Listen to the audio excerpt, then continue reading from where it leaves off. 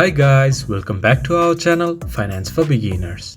Today in this video, I'm going to show you how to download or install Daily Expenses app in your device. Daily Expenses app is a budgeting and expense tracking app designed for personal uses. Now moving on to the video, first of all go to your Play Store or App Store. Then search Daily Expenses.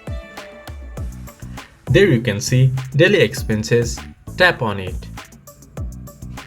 Then press Install. It might take a while to install the app depending upon your internet speed. Once the app has been installed, open Daily Expenses app to track your income and expenses. This much for today's video. If you guys find our video helpful, please leave a like and comment.